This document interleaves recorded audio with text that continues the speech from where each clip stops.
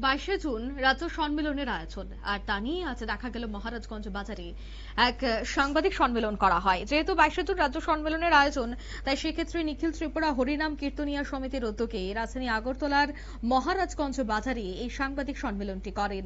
সাংবাদিক সম্মেলনে তারা জানাচ্ছেন যে রাজ্যে বর্তমানে প্রায় 60টি কীর্তনিয়া দল রয়েছে, যারা সদ্য সংখ্যা প্রায় 600 জন।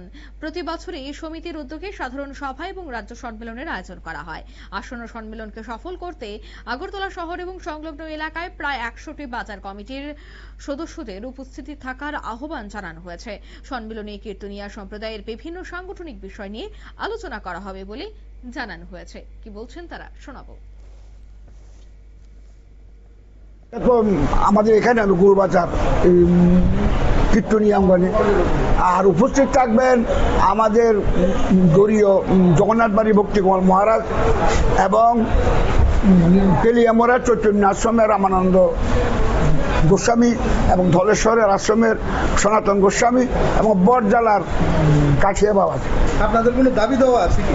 না, আমাদের কোনো দাবি দেওয়া নেই। আমরা শুধু সেখানে আলোচনা করব যে কীর্তন হরির নাম জিনিসটা কি, হরির নাম কি বস্তু, যারা কীর্তন করছে তাদের কিভাবে সুন্দরভাবে কীর্তন করে আমাদের যাতে হরির নামটা সুন্দরভাবে হয় এবং আমরা যাতে আগামী দিনে সমস্ত কীর্তনিয়ারা এবং কীর্তনিয়া দল সুন্দরভাবে এই নামকে সুন্দর পরিবেশন করে আমরা যেন ভগবানের কাছে রাখতে পারি, এটি আমাদের ইচ্ছা। আপনারা শুনলেন, অর্থাৎ নিখিল ত্রিপুরা হরিনাম কীর্তনিয়া কমিটি তারা কিন্তু জানাচ্ছেন যে আগামী দিনে তাদের এই কমিটি যেন বিভিন্ন জায়গায় কীর্তন সহ অনুষ্ঠানে অংশগ্রহণ করতে পারে, সবটা ব্যবস্থাপনা যেন স্বাভাবিক থাকে, তার জন্যই কিন্তু এই সম্মেলনটি করা হচ্ছে। নিয়ে নিচ্ছি ছোট্ট একটি বিজ্ঞাপন বিরতি, সঙ্গে থাকুন।